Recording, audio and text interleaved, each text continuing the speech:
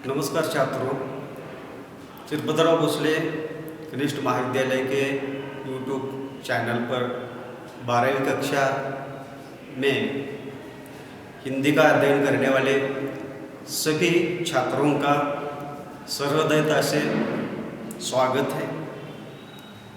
तो छात्रों, आज 12वीं कक्षा के हिंदी इस विषय का जो किताब है उसके अनुसार 5वीं रचना गुरुबाणी, इस रचना के बारे में हम जानकारी लेने वाले हैं। तो इस रचना के कवि गुरु नानक जी, और हर एक रचना देखते समय हम उस रचनाकार का अल्प सा परिचय देखते हैं, साहित्य विधा के बारे में जानकर लेने की कोशिश करते हैं, और प्रस्तुत ये जो विधा है इसके संदर्भ में उसकी क्या विशेषता है, ये मौलिक बातें हर एक रचना को लेकर देखने से पहले या उस रचना को देखने से पहले हम इन जानकारी को पहले देखते हैं। तो प्रस्तुत ये जो गुरुबाणी नामक ये जो कविता है, इस कविता के रचयिता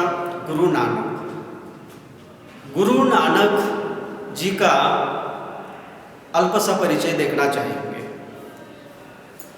तो सिखों के गुरु के रूप में इनका सारे संसार में परिचय गुरु नानक जी का रहा है। उनके व्यक्तिगत जीवन को लेकर अगर देखा जाए तो रावी नदी के किनारे तलवंडी नामक गांव में इनका जन्म हुआ, जो कि ये तलवंडी ये जो गांव है फिलहाल में पाकिस्तान के हिस्से में आता है। तो गुरु नानक जी का एक स्वभाव रहा है, बचपन से ही रहा है, आध्यात्मिकता के तरफ इनका झुकाव रहा है, सत्संग की ओर इनका झुकाव रहा है। एक बात कही जाती है गुरु नानक के संदर्भ में, जो कि इनकी शिक्षा के बारे में कोई निश्चित ऐसा ठोस ऐसी कोई बात यहाँ साहित्य जगत के बीच नहीं कही जाती है, लेकिन एक बात कही जाती है कि उनके पिताजी 3-4 साल हो जाने के बाद गुरु नानक जी को पाठशाला लेकर गए, और वहाँ के गुरु ने इन्हें गुरु से बताया कि इनको पाठशाला में शिक्षा के लिए प्रवेश लेना है। तो गुरु नानक जी बचपन से ही बहुत ही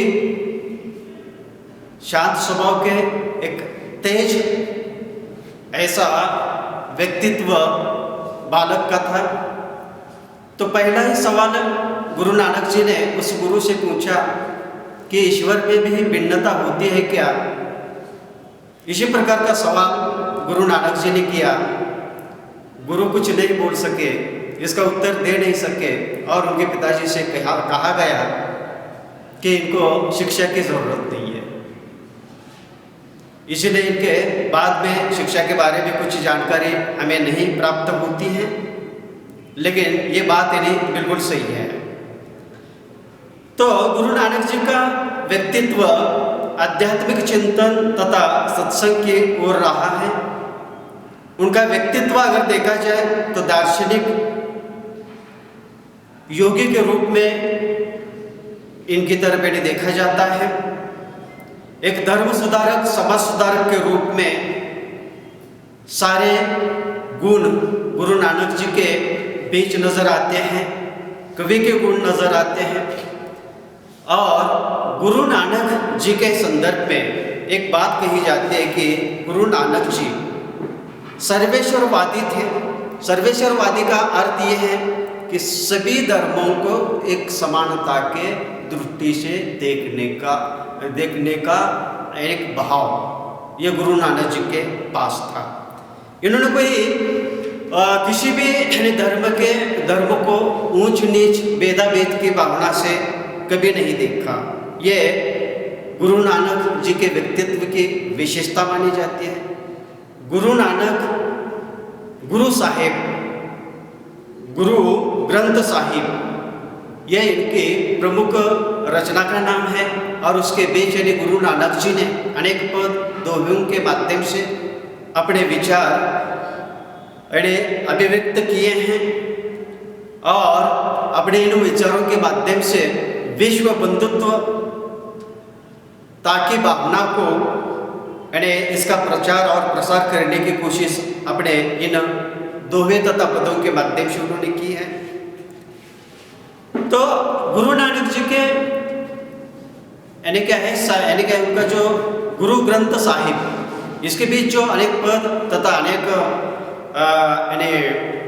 दोहे के माध्यम से उन्होंने जो अपने विचार अभिव्यक्त किए, बहुत ही तीखे और प्रखरता के साथ इन्हें अभिव्यक्त की। समाज के अंतर्गत जो भी गलत है, जो भी अनुचित है, उसके ऊपर इन्हें फटकार लगाई। जैसे कि संत कबीर जी भी इन्हें इसी प्रकार से इन्हें जो गलत है उसके ऊपर इन्हें फटकार अपने दोहों के माध्यम से इन्हें लगाते थे। ठीक वैसी बात यहाँ गुरु नानक जी की रही है। अब गुरु नानक जी के संदर्भ में अगर देखा जाए तो गुरु नानक जी को अनेक भाषा का ज्ञान था। जैसे कि फारसी भाषा का ज्ञान था, मुल्तानी भाषा, पंजाबी भाषा, सिंधी भाषा, खड़ी बोली भाषा, अरबी भाषा, ये सारे भाषाओं का गहरा ज्ञान गुरु नानक जी को था। एक ज्ञाता थे, अनेक भाषाओं के ज्ञाता थे। इसके कारण इनके रचनाओं में, इनके दोहों में, इनके पदों में ये सारे के सारे शब्द का एक मिलाप हमें नजर आता है। तो देखिए कि ये हुआ गुरु नानक और उनका स्वभाव, व्यक्तिगत यानी उनका परिचय, उनके साहित्य की विशेषता, ये सारी बातें।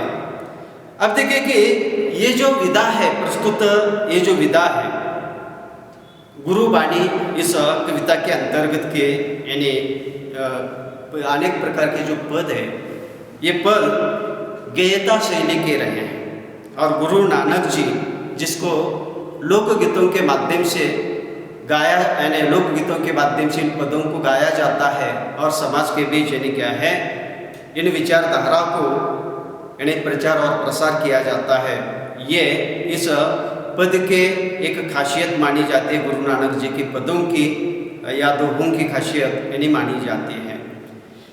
तो हम गुरुबाणी इस पद के, या ये जो पद है, ये जो पाठ है, कवि यानी क्या ये जो कविता है, इसके संदर्भ में संक्षिप्त में इसकी मूल संवेदना क्या है ये देखेंगे। प्रस्तुत ये जो कविता की मूल या पदों की मूल संवेदना, यहाँ गुरु नानक जी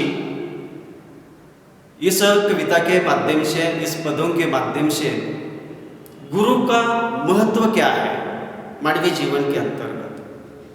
दूसरी बात यानी क्या है कि मनुष्य को अपने कर्म की महानता कब प्राप्त होती है। कर्म की महानता मानवीय जीवन के अंतर्गत कितनी मौलिक है, एक बात उन्होंने बताई। सच्ची शिक्षा क्या होती है, इसके संदर्भ में उन्होंने अपने विचार अभिव्यक्त किए। और मनुष्य के जीवन में गुरु का अनन्य साधारण महत्व है, जो कि गुरु के माध्यम से ही शिक्षा प्राप्त की जाती है। उच्च विचार यानी आत्मसात किए जा सकते हैं और अपने जीवन को यानी सफल बनाया जाता है। ये सारी बातें गुरु के ही माध्यम से यानी हो जाती है। गुरु द्वारा दिया जाने वाला जो ज्ञान है शिष्य के लिए बड़ी पूंजी होती है, ये बहुत बड़ा धन होता है जो कि गुरु के माध्यम से मिलता है। और यहाँ गुरुबाणी इस कविता में यहाँ गुरु नानक जी ने ये भी बात बताने की कोशिश की है कि प्रभु को प्राप्त करना, ईश्वर को प्राप्त करना है तो हम किस तरह से कर सकते हैं। गुरु के सलाह के माध्यम से, गुरु की शिक्षा के माध्यम से ही ईश्वर को हम पहचान सकते हैं। ये भी बात यहाँ गुरु नानक जी ने इस कविता के माध्यम से, इन पदों के माध्यम से हमारे सामने रखने की उन्होंने कोशिश की है। तो ये हुआ इस कविता के संदर्भ का अल्प सा परिचय। अब हम देखना चाहेंगे इन एक एक पदों को लेकर, जो कि 5 पद हमारे अध्ययन करके गए 12वीं कक्षा के लिए गुरु नानक जी के। तो 5 पद है और एक एक पद को लेकर हम उसे देखना चाहेंगे। उसके पूर्व क्या है, कुछ बात मैं बताना चाहता हूँ कि मानवीय जीवन के अंतर्गत गुरु का असाधारण महत्व है, जो कि इसका मूल्य कभी नहीं किया जा सकता। अनेक संतों ने ये बातें अपने अपने समय में कही गई है। जैसे गुरु नानक जी का अगर समय अगर देखा जाए तो मध्ययुगीन कालखंड, जिसको भक्ति धारा का कालखंड कहा जाता है, इस भक्ति धारा के कालखंड के जो कवि है, उन कवियों ने समाज को सही दिशा देने के लिए अपने पदों के माध्यम से, अपने दोहों के माध्यम से इन्हें प्रयत्न किया और समाज को सही दिशा देने की उन्होंने कोशिश की। क्योंकि ये भक्ति काल स्वर्ण काल भी कहा जाता है और इस भक्ति काल में ईश्वरवाद को लेकर अनेक प्रकार की पाखंडता भी निर्माण हो चुकी थी। और इस पाखंडता को दूर करने के लिए संत कबीर जी जैसे, गुरु नानक जैसे उस समय के मध्ययुगीन कालखंड के ये कवि हैं गुरु नानक जी, संत कबीर जी, संत तुलसीदास जी, सूरदास जी, ये सारे के सारे क्या है मध्ययुगीन कालखंड के काव्य धारा के ये प्रमुख ऐसे रचनाकार माने जाते हैं। मध्ययुगीन कालखंड को 2 भागों में बांटा गया है। भक्ति धारा को 2 भागों में बांटा गया है। एक निर्गुणवादी भक्ति धारा और एक सगुणवादी भक्ति धारा। निर्गुणवादी भक्ति धारा क्या है, ईश्वर का रूप निर्गुण निराकार। तो निर्गुणवादी भक्ति धारा ईश्वर का रूप जो है निर्गुण निराकार है। इस संसार के चर में ईश्वर का रूप प्राप्त ईश्वर होता है, इसी प्रकार की मान्यता मानकर जो क्या है अपने भक्ति भाव को अभिव्यक्त करने वाले जो कवि है निर्गुणवादी कहा जाता है। और सगुणवादी जो काव्य परंपरा थी संत तुलसीदास जैसे कि संत सूरदास जी जैसे, ये जो लोग हैं इन्होंने श्री कृष्ण के माध्यम से, प्रभु रामचंद्र के माध्यम से समाज को क्या है ईश्वर मानकर समाज को सही दिशा देने की उन्होंने कोशिश की है। दोनों का मार्ग अलग अलग जरूर है, लेकिन उद्देश्य एक ही है। तो ऐसे समय के ये गुरु नानक जी मध्ययुगीन कालखंड के एक सर्वश्रेष्ठ समाज सुधारक, एक समाज सुधारक के रूप में इनको जाना जाता है और सिख समुदाय के ये सर्वश्रेष्ठ ऐसे गुरु के रूप में इनको माना जाता है। तो ऐसे महान ऐसे गुरु नानक जैसे संतों के विचार, गुरु बाणी, बाणी यानी वचन, बाणी यानी वचन, गुरु का वचन क्या है इसके संदर्भ में हम देखना चाहेंगे। तो विद्यार्थियों, पहला पद हम देखेंगे गुरु नानक जी का ये पद, नानक गुरु ना चेतनी मणि अपने सुचेत। नानक गुरु ना चेतनी मणि अपने सुचेत, छूते तिल बुवाड़ जू सुए अंदर खेत। छूते तिल बुवाड़ जू सुए अंदर खेत, खेते अंदर छुटिया कहू नानक सऊ नाह। खेते अंदर छुटिया कहू नानक सऊ नाह। फली अही बपुड़े भी तन बीच स्वाहा। फली अही फुली अही बपुड़े भी तन बीच स्वाहा। तो देखिए छात्रों, इस पद को सुनने के बाद शायद आपके मन में प्रश्न आया होगा कि इन पंक्तियों में से जितना प्रकट वाचन मैंने किया कुछ भी समझ में नहीं आया। बात हो सकती है, लेकिन ये बात इन्हें निश्चित है, एक बात इन्हें निश्चित है कि गुरु नानक जी के जो भाषा है, अनेक भाषाओं के शब्दों के माध्यम से वे अपने पद की निर्मित करते हैं। इसके कारण ये कठिनाई जरूर नज़र आती है, लेकिन हम अगर इस पद के अंतर्गत के कठिन शब्दों के अर्थ को प्राप्त करेंगे और उसके बाद इस पद के बारे में सोचेंगे तो गुरु नानक जी के जो विचार है इन्हें हमें प्राप्त हो सकते हैं। तो देखिए कि इस पहले पद में जो है कि पहले पंक्ति में चेतनी का अर्थ है यानी चेतना। दूसरा कठिन शब्द है सुचेत यानी चतुर अथवा ज्ञानी, ऐसा कहा जाता है। बुवाड़ का अर्थ है बुवाई करना, जो कि खेतों के बीच यानी किसान करता है। सोए का अर्थ है सोए हुए, पड़े हुए। बपुड़े का अर्थ है विचारे। स्वाहा का अर्थ है राख अथवा मैल अथवा गंदगी, ऐसा इसका अर्थ है। और कुछ यानी छोटे मोटे ऐसे कठिन शब्द है, जैसे कि छुट्या का अर्थ है यानी छूटे पड़े हैं। जू का अर्थ है जैसे, और सऊ का अर्थ है नाथ मालिक। अनेक प्रकार के कठिन शब्द हैं जो कि अलग अलग भाषाओं के शब्द गुरु नानक जी इसका उपयोग किया करते थे अपने पदों के बीच, अपने दोहों के बीच। तो पहला ये जो दोहा है, पहला ये जो पद है नानक गुरु ना चेतनी मणि अपने सुचेत छूते तिल बुवाड़ जू सोए अंदर खेत।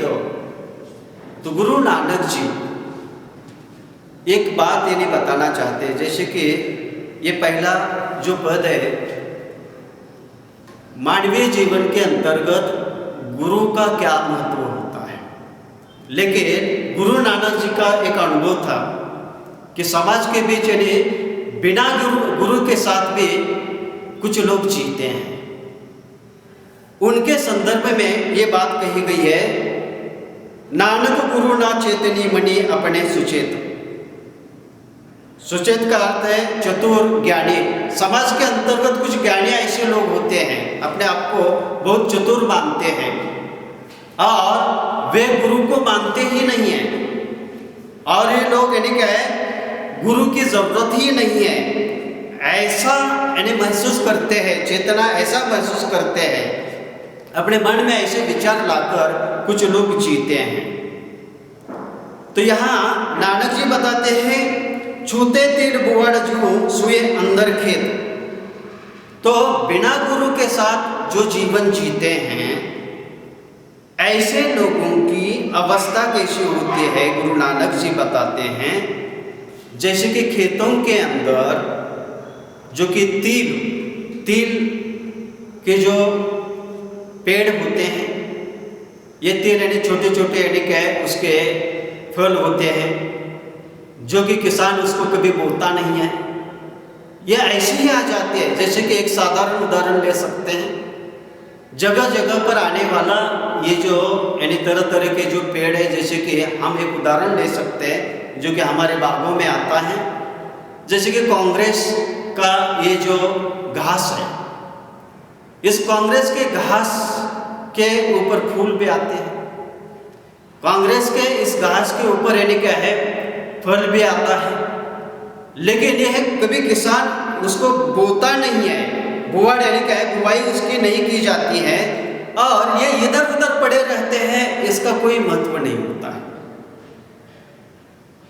इसको लेकर यानी क्या है कोई भी यानी इन पेड़ पौधों को फूलों को लेकर कभी लगाव के साथ इन पेड़ पौधों की तरफ यानी देखता नहीं है। खेते अंदर छुट्या कहूँ नानक सो ना। और ऐसे जो पेड़ है, तिल के पेड़ है, जले हुए तिल के जो पेड़ है, खेतों के अंदर यानी क्या है इधर उधर कहीं भी पड़े रहते हैं, इसका कोई मालिक नहीं होता, इसका कोई मालिक नहीं होता, ये कहीं भी आ जाते हैं और ये फल यानी क्या है उसके ऊपर यानी क्या फिर यानी नानक जी बताते हैं कि फली आई फूली आई बपुड़े भी तन बीच स्वाहा।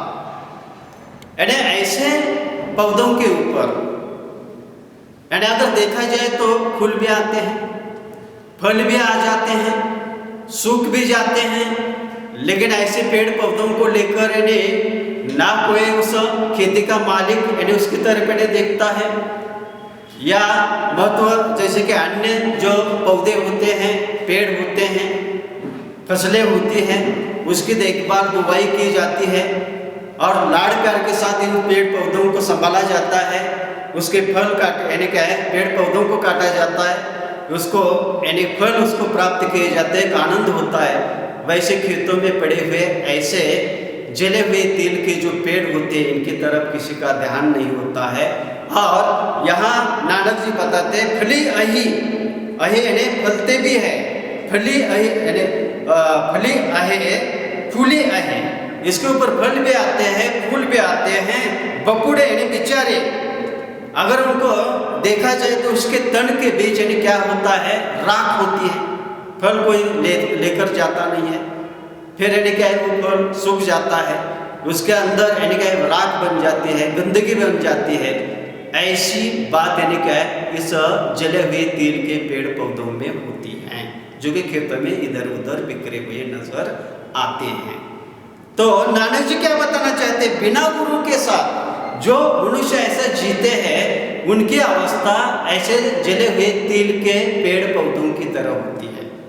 तो यहाँ गुरु नानक जी बताते हैं कि मनुष्य के जीवन में गुरु चाहिए, गुरु के बिना मनुष्य का जीवन सार्थक नहीं होता। गुरु नानक जी बताना चाहते हैं कि जितने भी युग पुरुष होकर गए हैं आज तक इस दुनिया में, इनका कोई ना कोई गुरु था। जैसे कि कहा जाता है डॉक्टर बाबा साहेब अम्बेडकर जी, महात्मा फुले इनके गुरु थे। छत्रपति शिवाजी महाराज इनके गुरु माता जिजामाता थी। चंद्रगुप्त मौर्य जिनके गुरु चाणक्य थे। महात्मा गांधी जी जिनके गुरु गोपाल दास गोखले थे। जो यानी कि पुराणों के अंतर्गत अगर चले जाते हैं तो अर्जुन का गुरु द्रोणाचार्य था। तो गुरु के बिना मानवीय जीवन को भी सार्थक नहीं होता है। और जो बिना गुरु के साथ जो जीने के यानी अपने आप को ज्ञानी मानते हैं, हमें गुरु की जरूरत नहीं है, हमें गुरु के पास जाने की जरूरत नहीं है, हम बहुत ज्ञानी खुद ज्ञानी है, हमें किसी की यानी जरूरत नहीं है, इसी प्रकार से के साथ जीने वाले जो व्यक्ति होते हैं जले हुए तेल के पेड़ की तरह होते हैं। अगर इसके अंदर देखा जाए इनके शरीर के अंदर तो गंदगी फैली हुई होती है और ये समाज के लिए घातक होते हैं, ये राष्ट्र के लिए घातक होते हैं, क्योंकि इनके विचार, क्योंकि इन्होंने कभी यानी किसी को गुरु माना ही नहीं, अपने आप को ही यानी क्या है बहुत ही ज्ञानी माना, अपने आप को ही बहुत यानी चतुर माना। इसी के कारण ये लोग यानी इसके अंदर मैल और गंदगी के सिवाय और कुछ नहीं नजर आता। यह अनुभूति नानक जी बताना चाहते हैं। और इसके माध्यम से नानक जी क्या बताना चाहते हैं कि मानवीय जीवन के अंतर्गत गुरु का अनन्य साधारण महत्व होता है। गुरु के बिना जीवन यानी सफल या सार्थक कभी नहीं हो सकता है। गुरु की शिक्षा का यानी योगदान हर एक मनुष्य के बीच यानी होना बहुत जरूरी है। गुरु के बिना यानी ईश्वर का दर्शन कभी नहीं हो सकता है। ऐसे ही गुरु की महत्ता इस पद के माध्यम से गुरु नानक जी ने हमारे सामने रखी है और यही संदेश इसके माध्यम से दिया गया है। तो युवा विद्यार्थी मित्रों, ये पहला पद हुआ। तो गुरु नानक जी का दूसरा पद क्या है, इसके बारे में हम देखना चाहेंगे। तो देखिए कि दूसरा पद, एक पद के माध्यम से एक विचार गुरु नानक जी ने हमारे सामने रखकर गुरु का महत्व हमारे सामने रखा। गुरु के यानी क्या है उदारता से यानी शिष्य का कैसे उसका जो जीवन है कैसा सफल होता है, ये सारी बातें गुरु नानक जी ने इस पद के माध्यम से हमारे सामने रखी थी। अब दूसरा जो पद है ये क्या है, देखिए, जली मोह घसी मशी करी, जली मोह घसी मशी करी, मती कागद करी सारू, मती कागद करी सारू, भाई कलम करी चित्तू लेखारी। भाई कलम करी चित्तू लेखारी, गुरु पूछे लिखो विचारू। गुरु पूछे लिखो विचारू, लिखो नाम साला लिखो, लिखो नाम साला लिखो, लिखो अंत न पारावार, लिखो अंत न पारावार। तो विद्यार्थी मित्रों कि दूसरा जो पद हम देखने जा रहे हैं, उस दूसरे पद के अंदर कुछ कठिन शब्द है। तो उसमें से यानी क्या है, जली, इस शब्द का अर्थ है जलाकर। जली का अर्थ है जलाकर। और दूसरा कठिन शब्द है सारू। सारू यानी सर्वश्रेष्ठ, बढ़िया जिसको कहा जाता है, बढ़िया।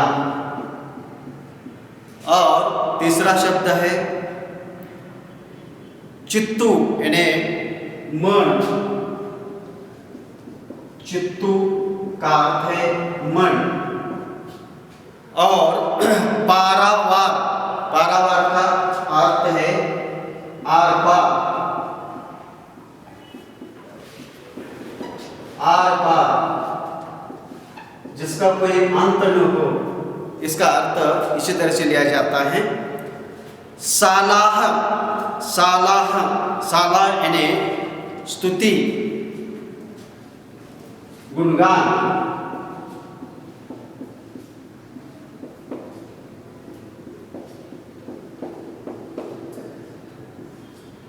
गुणगान।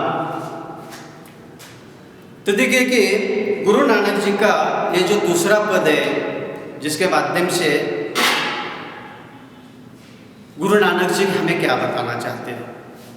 जली मोह गशी मशी करी, मति कागज करी सारू। तो पहले दो पंक्तियों को लेकर हम देखना चाहेंगे। जली मोह, जले यानी जलकर, मोह यानी माया, गशी यानी घिसकर, मशी यानी साही, मशी का अर्थ है साही, करी, मति कागज करी सारू, सारू यानी बढ़िया। तो यहाँ गुरु नानक जी ये बताना चाहते हैं अपने पीढ़ी के लोगों को, उस समय के लोगों को उन्होंने बताया कि मानवीय जीवन के अंतर्गत मोह माया के बंधन में हर एक मनुष्य अटक जाता है, और इस मोह माया के कारण उसे ईश्वर कभी नजर नहीं आता है। मोह माया के बंधनों में इतना बंध जाता है कि ईश्वर का रास्ता उसे कभी नजर नहीं आता, ईश्वर उसे कभी प्राप्त नहीं होता। अब नानक जी की जो बात है उस समय में, जो कि मध्ययुगीन कालखंड में जिसे भक्ति काल कहा जाता है, उस समय में समाज के अंतर्गत मैं ही ईश्वर हूँ, मैं ही ईश्वर का रूप हूँ, ऐसा बताने वाले अनेक प्रकार के साधु संत समाज को दोनों हाथों से लूट रहे थे। ऐसे समय में अपने कड़ी बात यानी क्या है, तीखी बात, सटीक से बात जो कही गुरु नानक जी ने कही कि लोगों से बताया कि ईश्वर यानी क्या मनुष्य के बीच नहीं है, ईश्वर तो इस घट घट में बसा हुआ है। और ईश्वर को अगर जानना है, पहचानना है, तो अपने अंदर के ये जो मोह माया है उसको पहले यानी जलाकर राख कर दीजिए, यानी उसे घिसट कर निकाल कर मोह माया बंधन इसको यानी क्या जलाकर राख कर दीजिए। और राख करने के बाद उस राख की शाही बना दीजिए। बड़ी सुंदर बात यहाँ गुरु नानक जी ने कही, यानी मोह माया को जलाकर उसके राख बना दीजिए और राख से शाही बना दीजिए। दूसरी पंक्ति में क्या बताते हैं, मति कागज करे सारू, मति यानी बुद्धि, अक्ल, अक्ल ठिकाना पर रख कर अक्ल रूपी ये जो कागज है, एक सर्वश्रेष्ठ कागज, अक्ल का कागज बना दीजिए। मोह माया को जलाकर उसकी शाही बना दीजिए। मति कागज करी सारो यानी बढ़िया श्रेष्ठ ऐसा कागज बना दीजिए, बाही कलम करी चित्तू ले यानी लिखा दो। और नानक जी बताते हैं कि बाही, बाही का अर्थ यहाँ जो संदर्भ है प्रेम भाव, प्रेम भाव रूपी कलम तैयार कीजिए, प्रेम भाव रूपी कलम तैयार कीजिए। और चित्तू, चित्तू यानी मन, मन रूपी यानी क्या है, मन को एकाग्र करके यानी लेखक बन जाइए। बड़ी सुंदर बात कही है। देखिए कि अगर ईश्वर या प्रभु को यानी साक्षात्कार, प्रभु का साक्षात्कार पाना है तो इन सारी चीज़ों को हमें त्यागना पड़ेगा। वो माया बंधन, अपना ये जो बात है, अपने अंदर का अहंकार, मैं ही सर्वश्रेष्ठ हूँ, इसी प्रकार की मैं ही ज्ञानी हूँ, इन बातों को त्याग कर यानी इस मोह माया की राख बनाकर उसकी राख कर दीजिए, उसकी शाही बना दीजिए। और अक्ल रूपे, बुद्धि रूपे यानी कागज को तैयार कीजिए, प्रेम भाव रूपे इस कलम को तैयार कीजिए। और अपने एकाग्र मनता के साथ यानी क्या है लेखक बन जाइए। और लेखक बनने के बाद इतनी यानी कर्म, इतना अच्छा कर्म करने के बाद फिर आइए गुरु के पास और गुरु से पूछिए, गुरु पूछे लिखो विचार। और गुरु से पूछकर, अपने गुरु से पूछकर यानी क्या है पूछकर प्रभु का गुणगान, स्मृति, विचार, प्रभु का गुणगान यानी क्या है स्मृति, विचार यानी फिर लिखिए। लिखो नाम साला लिखो, गुरु पूछे लिखो, विचारिए। सोच विचार करने के बाद, गुरु से शिक्षा प्राप्त करने के बाद, गुरु से यानी क्या गुरु का ज्ञान प्राप्त करने के बाद फिर यानी सोच विचार करने के बाद फिर यानी अपने प्रभु के गुणगान लिखिए, उसका गुणगान कीजिए, विचार यानी क्या है प्रस्तुत कीजिए, उनका स्मृति कीजिए। इसलिए यहाँ नानक जी लिखो नाम यानी साला लिखो अंत न पारावा। आखिरी पंक्ति में इस पद के नानक जी बताते हैं कि इतना सब कुछ हो जाने के बाद तुम ऐसा लिखो, अपने गुरु, अपने प्रभु के बारे में गुणगान कीजिए, स्मृति कीजिए, स्तुति कीजिए। और ये भी लिखो, गुरु नानक जी बताते हैं कि ईश्वर का कभी अंत नहीं है, ईश्वर के गुणों का अंत नहीं है, ईश्वर के लीला का कोई अंत नहीं है, ईश्वर का कोई अंत नहीं है। इसी प्रकार की बात भी लिखो, ईश्वर की कोई सीमा नहीं है, ईश्वर इस संसार के घट घट में बसा हुआ है। ये तो यहाँ गुरु नानक जी बताते हैं कि अपने प्रभु को पाने के लिए गुरु की शिक्षा के माध्यम से हम यानी प्रभु को, ईश्वर को प्राप्त कर सकते हैं। गुरु के ज्ञान के बिना यह बिल्कुल असंभव है। इसलिए अपनी मोह माया यानी ये ममता, ये जो बातें हैं तो उसको त्याग दो, उसको जला दो, उसके राख बना दो। और अपने बुद्धि रूपी इस कागज के ऊपर यानी प्रेम रूपी इस कलम के माध्यम से यानी एक लेखक का भाव अपने अंदर आने दीजिए। इतना सब कुछ हो जाने के बाद गुरु से शिक्षा प्राप्त कीजिए और गुरु से जानिए कि संसार क्या है, इस संसार का वास्तव क्या है, कुट सत्य क्या है। और जब यानी संसार को आप जानेंगे तो अपने अंदर के जो मोह माया ममता, ये जो बातें हैं अपने आप इन्हें निकल कर चली जाएगी। और आप फिर इन्हें प्रभु के गुणगान, प्रभु की स्तुति, प्रभु की प्रार्थना, प्रभु के विचार आपके मन में आ जाएंगे। तब प्रभु के इस विचारों का कोई अंत नहीं है, प्रभु के रूप का कोई अंत नहीं है, प्रभु के यानी क्या है गुणों का कोई अंत नहीं है। अगर प्रभु की कितनी भी स्तुति करेंगे तो ये कभी खत्म नहीं होने वाली है। ऐसा ये प्रभु का रूप है और गुरु के माध्यम से शिक्षा प्राप्त करके इस संसार को जाना जा सकता है। इसी प्रकार का शुभ संदेश यहाँ गुरु नानक जी ने दूसरे पद के माध्यम से हमारे सामने रखा है। तो छात्रों, इन 2 पदों को लेकर ही इस पहले भाग में हम देखेंगे और दूसरे भाग में बाकी के 3 पद हम यानी आने वाले समय में देखेंगे, दूसरे भाग में देखेंगे। तो विद्यार्थी मित्रों, धन्यवाद।